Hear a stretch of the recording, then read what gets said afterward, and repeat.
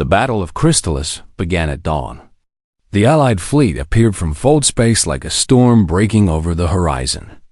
Thousands of ships from 12 species filled the sky above the Valoran homeworld. Human destroyers with their angular hulls, Tovani carriers with wings of golden metal, Keth battleships covered in armor thick as mountains, Luminari vessels that glowed like captured stars. The Valorans had never seen anything like it.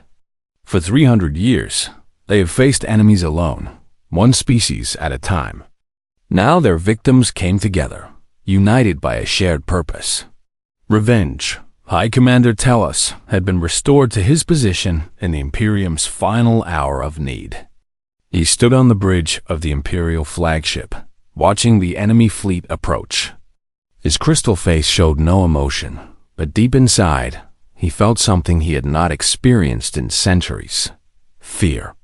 "All ships engage," he ordered. "Protect the homeworld at all costs."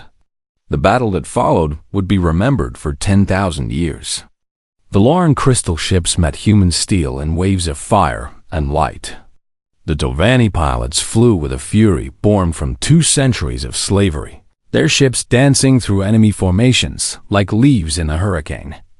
The Keth warriors boarded Valoran vessels and fought hand to hand, their massive bodies shrugging off energy blasts that would have killed any other species.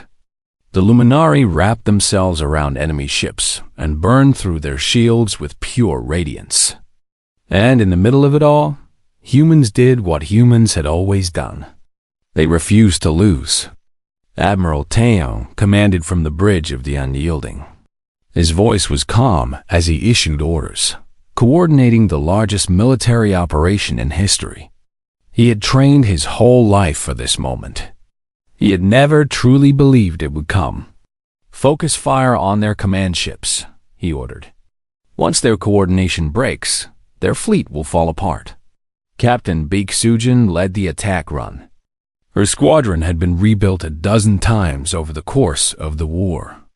Most of her original pilots were dead, but for each one that fell, 3 more had volunteered to take their place. "Stay in formation," she said. "We break through on my mark." They flew straight into the heart of the Valoran fleet. Ships exploded around them. Friends died. Sujin did not slow down. She could not slow down. Too many people were counting on her. "Mark!" Her squadron broke through the defensive line and unleashed everything they had on the Imperial flagship: missiles, cannons, every weapon they carried. The flagship's shields flickered under the assault. Then a Valoran cruiser appeared behind them. "Sujin, break off!" Taeyang shouted over the radio. But Sujin saw something the Admiral could not see. The flagship's shields were almost down. One more hit would break through. If she retreated now, the Valorans would have time to recover. She made her choice. "Tell my family I love them," she said. Then she aimed her fighter at the flagship's bridge and pushed her engines to maximum. The explosion was visible from orbit. When the fire cleared, the Imperial flagship was drifting dead in space. Its bridge was gone. High Commander Tellus was gone. And without their command ship, the Valoran fleet fell into chaos. The battle turned. On the surface of Chrysalis, the ground assault began. Dropships fell from the sky carrying soldiers from every allied species. They landed around the Imperial Palace, the seat of Valoran power for 300 years. Captain Park Ji-won led the human forces. She had been rescued from the prison ship 2 months ago, thin and scarred but unbroken. The doctors had told her she was not fit for combat. She had ignored them. "I didn't survive that hell to miss the end," she had said. Now she ran through the streets of the Crystal City, her rifle in her hands, her squad at her back. Beside her was An Seung-woo, the young soldier who had sat with her in the prison cell, who had listened to her stories, who had kept her sane in the darkest hours. "Ji-won," he said, as they advanced toward the palace gates. "I never asked, how did you survive? 2 years in that place. Most people would have broken. Jiwan smiled grimly. Spite. Pure, burning spite.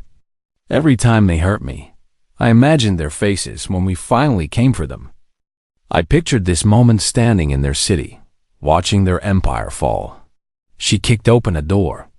Turns out, hatred is a pretty good reason to stay alive. They fought their way through the palace. Valoran guards fell before them. Human soldiers, Keth warriors, and Tervani fighters moved as one, clearing room after room. Finally, they reached the throne room. The Emperor of the Valoran Imperium stood alone before his throne. He was ancient, older than any Valoran G1 had ever seen. His crystal body was cracked in places, repaired with gold that caught the light. He watched the allied soldiers surround him with an expression that might have been resignation. "So," he said, "the primitives have come." Admiral Taeyang stepped forward. He had landed with the second wave of troops, refusing to stay safe on his ship while his soldiers fought and died. "Your empire is finished," he said. "Your fleet is destroyed. Your commanders are dead. It's over." The Emperor laughed. It was a hollow, brittle sound. "Over? Nothing is over. We ruled this galaxy for 300 years. We will rule it again. Your alliance will crumble. Your species will turn on each other. That is the nature of things." "No," Taeyang said. "That is your nature. You could only imagine conquest because that is all you ever knew. You never understood that there was another way." "What way? Friendship? Cooperation?" The Emperor's voice dripped with contempt. "Such things are weaknesses. Then why did you lose?" The Emperor had no answer. Jiwan stepped forward. Her eyes met the ancient Valorans. "You attacked a ship full of families. You called our children property. You burned the memories of our dead and laughed." Her voice was steady, but something in it made the Emperor take a step back. "You thought that would break us. Instead, you united us. You gave us something we never had before, a common enemy." She raised her rifle. "Thank you for that." The Emperor closed his eyes. He knew what was coming. He accepted it. Perhaps, in some small way, he even understood it. Jiwan did not fire. Instead, she lowered her weapon. "No, killing you would be too easy. You don't deserve a quick end." She turned to Taeyang. "Let him live. Let him watch as everything he built crumbles. Let him see the species he enslaved walk free. Let him know that he failed completely." The Emperor's eyes snapped open. For the first time, real horror crossed his face. Death, he had expected. This was worse. "Take him away," Taeyang ordered. The Valoran Imperium fell that day. Its fleet was captured or destroyed. Its leaders were arrested. Its conquered worlds were freed. Across the galaxy, billions of beings looked up at the sky and saw something they had never seen before: hope. 10 years later, the Galactic Council met for the first time. Representatives from 42 species gathered on a neutral world to build something new. Not an empire. Not a collection of conquered peoples. A true alliance built on equality and mutual respect. Ambassador Shin Yuna gave the opening speech. She had been 12 years old on the Horizon's Promise when the Valorans attacked. She had grown up in prison camps. She had seen the worst of what beings could do to each other. And yet, somehow, she had never stopped believing in the best. "Humanity learned something in this war," she said. "We learned that we are not special because of our technology or our strength. We are special because we refuse to accept that cruelty is inevitable." She looked at the assembled delegates, beings of crystal and light, feather and scale, flesh and energy. "The Valorans told us to kneel. We refused. And now, no one kneels ever again." The chamber erupted in applause. For the first time in centuries, the galaxy celebrated. In the audience, Jiwan sat beside Sungwoo. They were both older now, marked by scars both visible and invisible. But they were alive. They were free. And they had helped build something that would outlast them both. "Do you think it will last?" Sungu asked quietly. "The peace, I mean. Do you think they'll stay united?" Ji-won thought about it for a long moment. Then she smiled. "Humans have a saying," she said. "Hope is the thing with feathers." She nodded toward a Torvani delegate, whose blue and gold wings caught the light. "And now our hope has very literal feathers. So yes, I think it will last." The galaxy had changed forever. And it had started with one ship, one captain, and a simple refusal to surrender. Somewhere in the stars, a monument floated in space. It marked the spot where the Horizon's promise had been attacked. On it, carved in 100 languages, was a single message. Here, humanity showed the galaxy what it means to fight for what you love. Here, an empire learned that the smallest species can change the universe. Here, freedom began. And beneath that, in smaller letters, they called us weak. They were wrong. The end. The planet Torvan was a world of endless sky. Before the Valorans came, its people, the Torvani, had been masters of the air. They had wings of blue and gold feathers. They built cities in the clouds. They sang songs that could be heard for miles. Now they worked in factories. Their wings were clipped. Their songs were forbidden. For 200 years, they had built ships for the Valoran Imperium. Ships that conquered other worlds. Ships that enslaved other species. Every Torvani carried the weight of this shame, but some of them still remembered what freedom felt like. Kang, Haijin, was not supposed to be on Torvan. She was a spy, one of the first humans trained for deep cover operations behind enemy lines. She was 32 years old, with a forgettable face and a gift for languages. In 3 months, she had learned to speak basic Valoran. In another 3, she had learned Torvani. Getting to the planet had been the hard part. She had hidden inside a cargo container, surviving for 2 weeks on emergency rations and recycled water. When the container was opened on Torvan, she slipped away before anyone noticed. She was caught within 6 hours. The Torvani guards who found her were surprised. Humans were not supposed to be here. Humans were supposed to be far away, fighting a hopeless war. Yet here was one, alone, unarmed, looking at them with eyes that held no fear. "I am not your enemy," Haijin said in careful Torvani. "I am here to help." The guards did not attack. They did not call for their Valoran masters. Instead, they looked at each other with an expression that Haijin could not read. "Come with us," one of them said finally. "There are others who will want to meet you." They took her through hidden passages, tunnels, beneath the factories, old maintenance corridors that the Valorans had forgotten. Finally, they reached a chamber deep underground.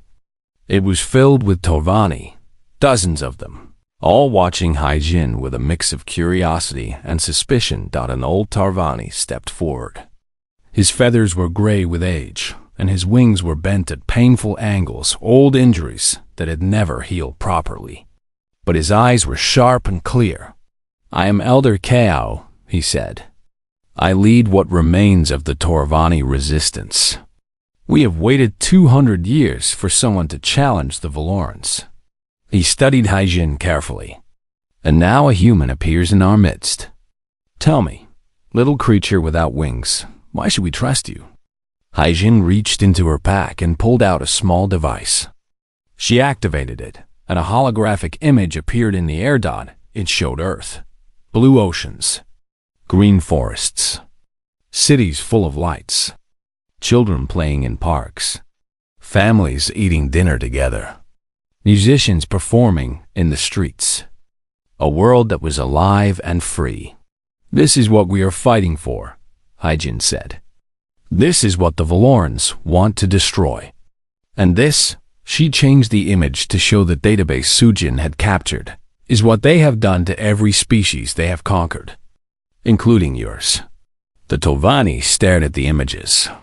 Some of them had never seen what a free world looked like. They had been born in slavery and had known nothing else. The humans have been fighting the Valorans for 2 years, Hyjin continued. We have won battles they said were impossible.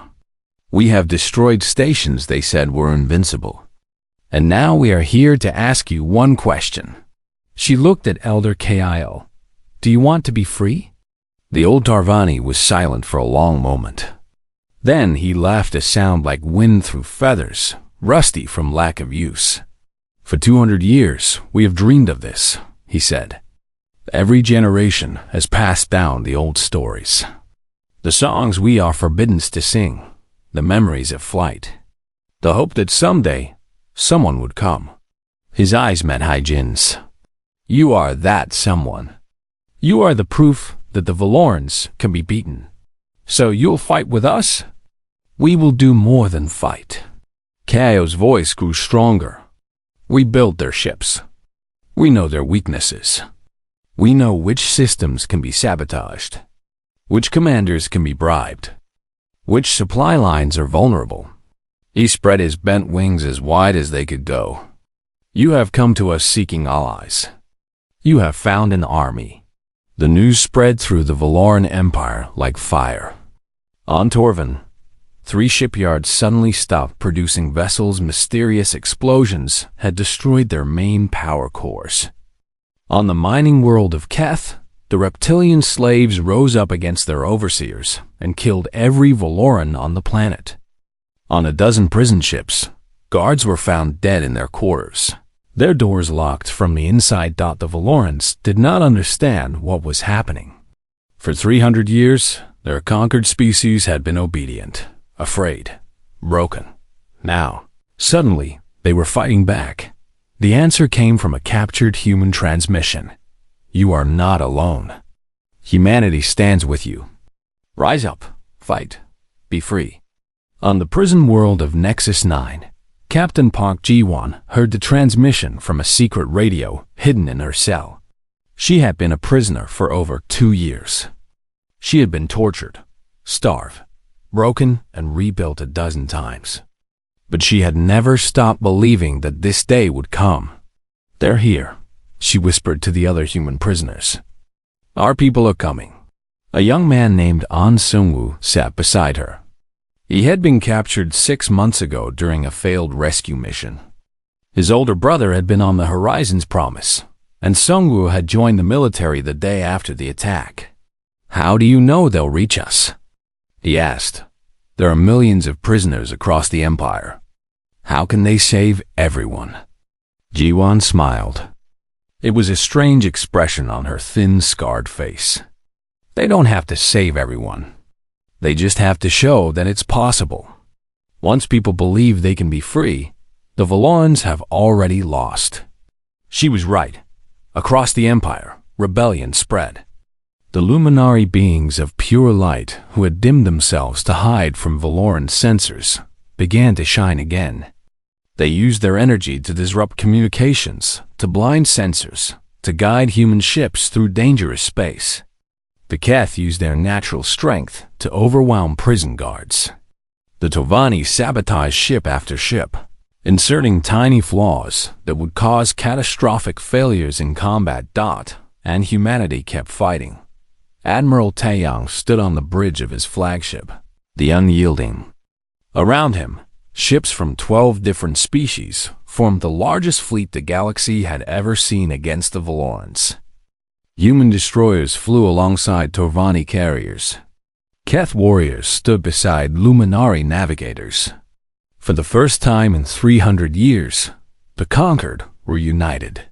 The Valorans called us weak, Taeyang said over the fleet-wide channel. They said we were too emotional, too chaotic, too stubborn to accept our place in their empire. He paused. They were right about one thing. We are stubborn. We are too stubborn to surrender. Too stubborn to watch others suffer. Too stubborn to believe that cruelty is the natural order of things. He looked at the stars ahead. Somewhere out there was Crystallis, the heart of the empire that had threatened everything he loved. Today, we begin the final campaign. Today, we take the fight to their homeworld. Today, we show the galaxy that tyrants can fall. The fleet move forward as one. Thousands of ships. Millions of souls. All united by a simple idea that freedom, that the Valorans had never faced anything like this. They had conquered species by isolating them, breaking them one at a time. They had never imagined that their victims might unite, that their cruelty might create an alliance stronger than any force they could muster. They were about to learn a lesson that the galaxy would never forget. When you hurt the people humanity cares about, you don't break them, you wake them up. The Valoran homeworld was called Crystallis. It was a beautiful planet of towering crystal spires and floating cities. For 300 years, its people had known only victory. They had built an empire on the backs of conquered species. They had never tasted defeat. Now, for the first time, they were afraid. The Imperial Council gathered in the great throne room, their crystalline bodies catching the light as they moved. High Commander Tellus stood before them in disgrace. He had been the one who ordered the attack on the human colony ship. He had been the one who called them primitives. He had been wrong. "Explain," the Emperor commanded. His voice echoed through the chamber like breaking ice. Tellus bowed his head. The humans were supposed to break. Every species breaks. We have conquered dozens of worlds using the same methods. Fear. Demonstration of power. Separation of families. It has always worked, and yet it did not work on them. No, Your Majesty. They do not respond to fear the way other species do. They feel it. Our psychics confirm this. But instead of surrendering, they become more dangerous. It is as if fear makes them stronger. Another commander stepped forward. His name was Vex, and he had been sent to crush the human resistance. He had failed 3 times already. The humans fight without logic, Vex reported. They use tactics we have never encountered. They hide in asteroid fields and attack from ambush. They fly damaged ships into our formations and destroy themselves to take us with them. They sacrifice small groups so larger groups can escape. He paused. Yesterday, a single human pilot flew her fighter into our flagship's engine array. She was singing as she died. The council was silent. This was not how war was supposed to work. There is more, Vex continued. We captured a human soldier last week. We interrogated him for 3 days, using our most skilled psychics. Do you know what we found in his mind? Tell us, the Emperor commanded. Jokes. Vex's voice cracked slightly. He was making jokes about us. In his own head, while we tortured him, he was laughing at us. He called us sparkly idiots. He died still laughing. The Emperor leaned forward on his throne. How is this possible? How can a species feel pain and fear and still resist? No one had an answer. Far from Crystallis, Captain Beak Sujin was leading her squadron through the Nexus system. The Valorans had a supply station there, a massive structure that provided fuel and repairs to their fleet. Destroying it would cripple their operations in 3 sectors. The only problem was that the station was protected by 4 Valoran cruisers. Sujin had only 6 fighters and 1 light cruiser. By any reasonable calculation, she should retreat. Sujin was not a reasonable person. All ships, this is Sujin, she said over the radio. They think numbers matter. Let's show them what really matters. Her plan was insane. That was why it would work. The fighters flew straight at the Valoran formation, drawing their fire. The cruisers turned to intercept, exactly as Sujin had predicted. While they were focused on the fighters, the light cruiser commanded by Lieutenant Oh Junwoo slipped behind a nearby asteroid and began pushing it toward the station. The Valorans didn't notice until it was too late. The asteroid, accelerated by the cruiser's engines, slammed into the supply station's shield generators. The shields flickered and died. "Now," Sujin ordered. Her fighters broke formation and dove toward the station's exposed hull. They fired everything they had: missiles, cannons, pulse charges.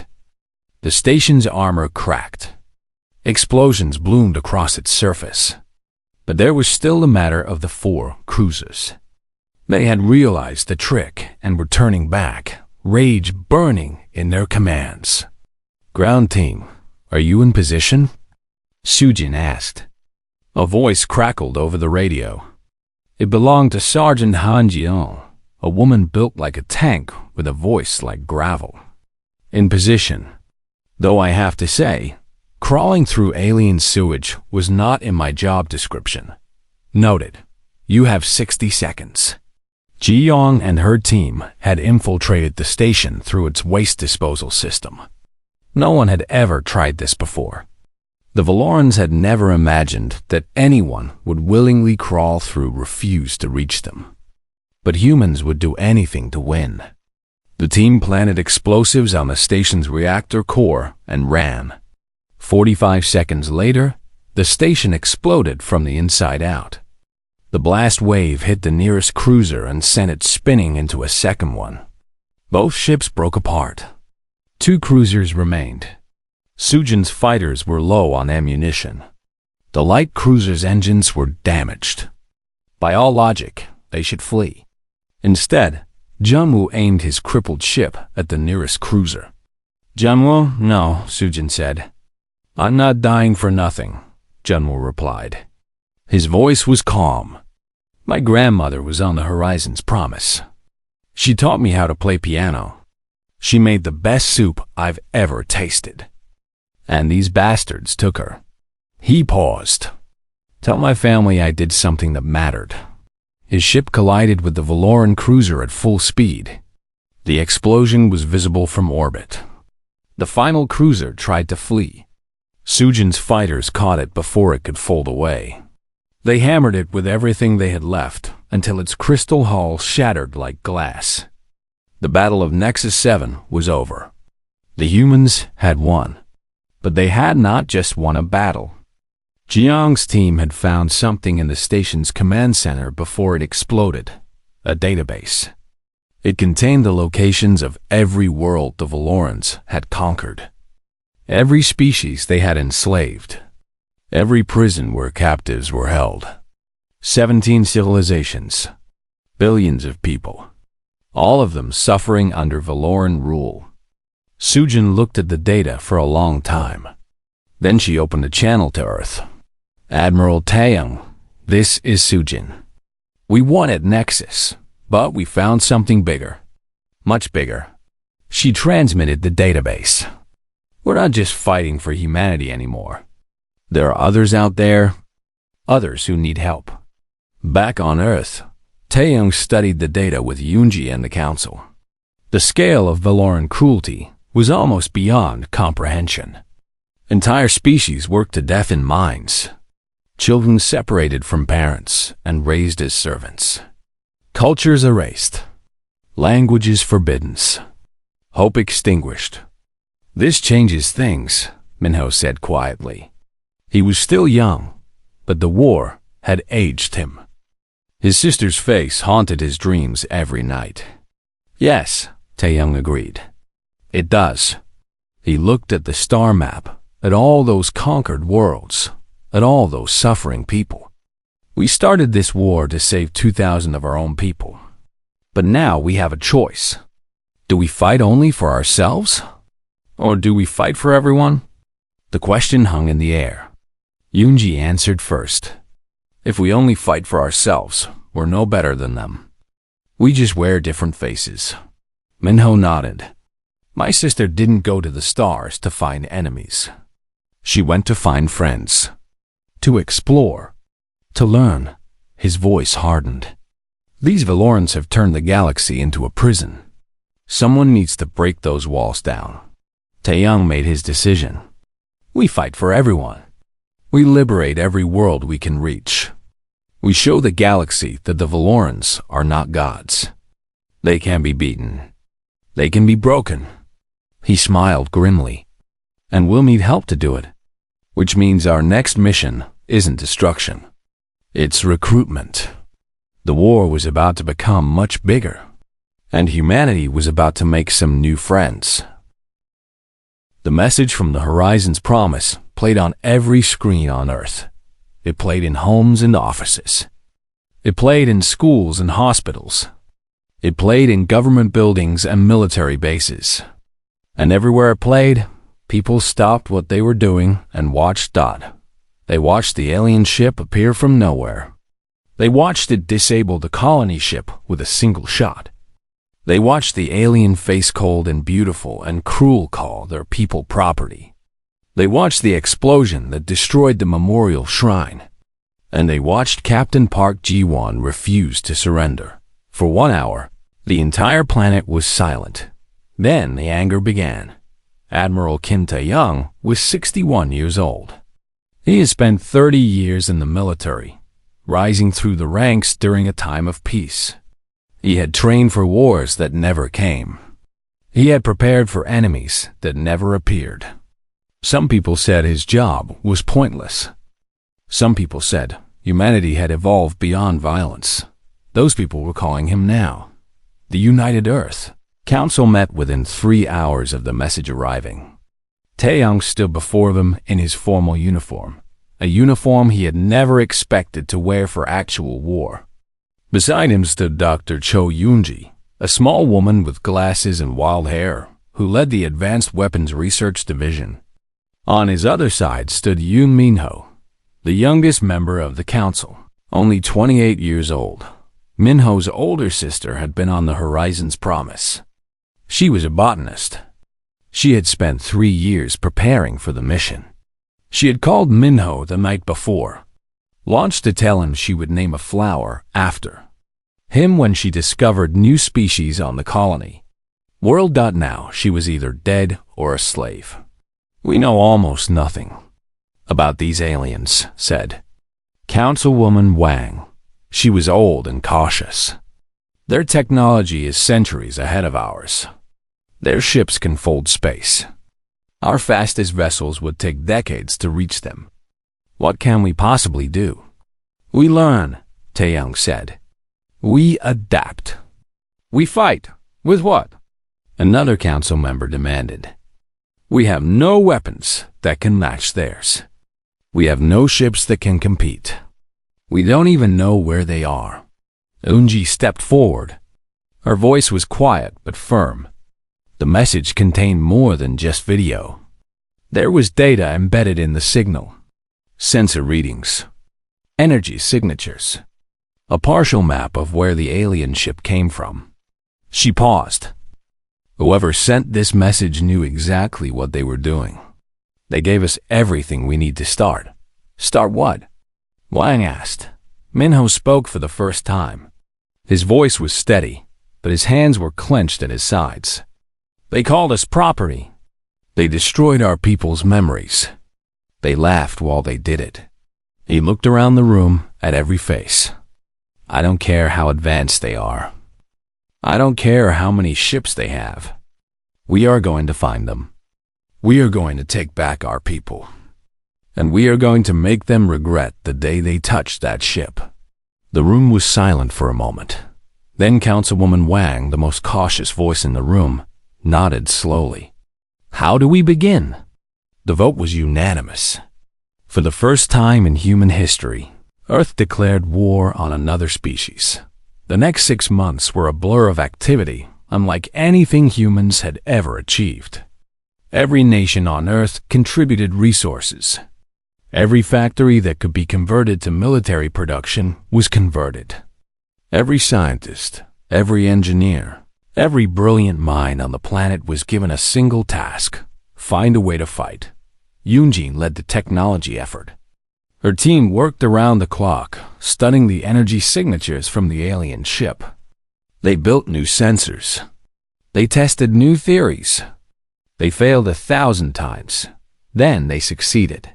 Fold space technology, Yoonji reported to the council, her eyes red from lack of sleep.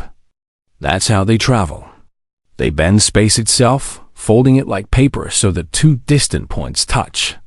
We don't have the power to do this on a large scale, but we can do it on a small scale. We can send probes. We can gather information. And if we can capture even a piece of their technology, Taeyang understood immediately. We reverse engineer it. Exactly. The first probe was sent 3 months later. It folded through space, traveling farther than any human-made object had ever gone. It found the wreckage of a Valoran supply ship, destroyed in some ancient battle and left adrift. The probe attached itself to the wreckage and began transmitting data back to Earth. That data changed everything. Within a year, humanity had built its first fold space-capable warship. It was smaller than the Valoran vessels. It was less elegant, but it worked. They named it the Defiance. Taeyang stood on the bridge of the Defiance for its first test flight. The ship hummed with energy. Through the viewport, he could see Earth, the small blue planet that had given birth to his species, the home that the Valorans had threatened. Begin the fold, he ordered. Space twisted. The stars blurred. And then, in an instant, the Defiance was somewhere else 10 light years from Earth, farther than any human had ever traveled. Taeyang allowed himself a small smile. Send word back home. Tell them it works. The message reached Earth in seconds. And across the planet, people cheered. Not because they had won, not yet, but because they had taken the first step. Over the next year, humanity built more ships. They trained soldiers. They developed new weapons, pulse cannons that could crack crystal hulls, electronic warfare systems that could jam alien sensors, missiles that could fold through space and appear inside enemy formations. They also learned more about their enemy. The Valoran Imperium controlled 17 star systems. They had enslaved dozens of species. Their military was vast and experienced. On paper, humanity had no chance, but humans had never been good at reading paper. Taeyang gathered his commanders for the first strategic meeting. They stood around a holographic map of Valoran space, studying the enemy's positions. They expect us to be afraid, he said. They expect us to hide on our planet and wait to be conquered. They have never faced an enemy that attacks first. So we attack, said Commander Beek Sujing, a young woman with sharp eyes and a reputation for unconventional tactics. We attack, Taeyang confirmed. But not their main forces. Not yet. We attack their supply lines, their outposts, their confidence. We show them that we are not afraid. We show them that we are coming. The first battle of the war happened at a Valoran mining outpost. 3 human ships against 5 alien vessels. The Valorans expected an easy victory, thought they were wrong. The human ships used asteroids as cover. They fired, retreated, and fired again. They used tactics the Valorans had never seen: ambush and deception rather than direct confrontation. When one human ship was damaged, it flew directly at a Valoran vessel and detonated its reactor. The explosion destroyed. Both ships thought the Valorans were horrified. What kind of species destroyed themselves just to take an enemy with them? The answer was simple: humans. The battle ended with 2 Valoran ships destroyed and the mining outpost captured. It was a small victory, but news of it spread across Valoran space like fire. The primitives were fighting back. On a prison ship somewhere in the Imperium, Captain Park Ji-won heard the news from a sympathetic guard. Her face showed no emotion, but deep inside, in a place the Valorans could not reach, she felt something she had not felt in a long time. That hope. They were coming for her. And until they arrived, she would survive. She would endure. She would remember every face of every Valoran who had hurt her people. Spite, after all, was an excellent reason to stay alive. The Valoran Imperium had ruled the stars for 300 years. They had conquered 17 star systems, They had enslaved dozens of species. Their ships were made of living crystal that could heal itself. Their commanders could read minds and break the will of any enemy. No one had ever defeated them. No one had ever even tried. When their long-range sensors detected a small blue planet at the edge of known space, they did not worry. They had seen hundreds of such worlds. Primitive species. Easy targets. Another addition to their empire. High Commander Tellus looked at the data on his screen and laughed. The species called themselves humans. They had only discovered faster than light travel a few decades ago. Their ships were slow. Their weapons were weak. They had no psychic abilities at all. "Send one cruiser," Tellus ordered. "That will be enough." The crystal cruiser folded through space and appeared near a human colony ship called the Horizon's Promise. The ship was large but slow. It carried 2,000 people families, scientists, engineers, children. They were traveling to start a new life on a distant world. Captain Pod G1 stood on the bridge when the alarm started screaming. She was 43 years old, with short black hair and calm eyes. She had been a pilot for 20 years. She had never seen anything like the ship that appeared on her screen. "What is that?" her first officer asked. His name was Lee Dongyun. He was younger than her, tall and thin, with a nervous energy that never seemed to rest. "I don't know," Jiwon said. "But it's not friendly." The crystal ship fired once. A beam of pure light cut through space and disabled the Horizon's Promise. The engines died. The lights flickered. 2,000 people felt their ship go dark and silent. A message appeared on every screen. A face that was not human, too angular, too perfect, with eyes like purple gemstones, spoke in a cold voice. "Primitive species. You are now property of the Valoran Imperium. Surrender your vessel. Submit to processing. Resistance is not advised." Jiwon looked at Dongyun. He looked back at her. Neither of them spoke for a long moment. "Captain," Dongyun said quietly, "we have 2,000 civilians. We have no weapons that can hurt that ship. We have no way to run." "I know," Jiwon said. "They might let us live if we surrender." "They called us property," Jiwon said. Her voice was still calm, but something in it had changed. "They called our children property." She opened a channel to the alien ship. "This is Captain Pog Jiwon of the Horizon's Promise. We do not surrender. We are not property. If you want this ship, you will have to take it." The Valoran commander's face showed something that might have been amusement. "You are brave for a primitive. But bravery is meaningless against power. Let me show you." Another beam of light. This time, it hit the cargo section of the ship. Metal melted. Air escaped into space. And something else was destroyed, something the Valorans did not understand. The cargo section held the ship's memorial shrine. Every colony ship carried one. It held photographs of people who had died during the journey. Letters written by grandparents who would never see their grandchildren's new home.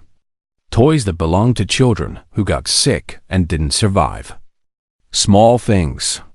Precious things. Irreplaceable things. Jiwon watched the explosion on her screen. She knew what was in that section. She knew whose memories had just been burned into nothing. Her hands did not shake. Her voice did not break. But her eyes went cold in a way that Dongyun had never seen before.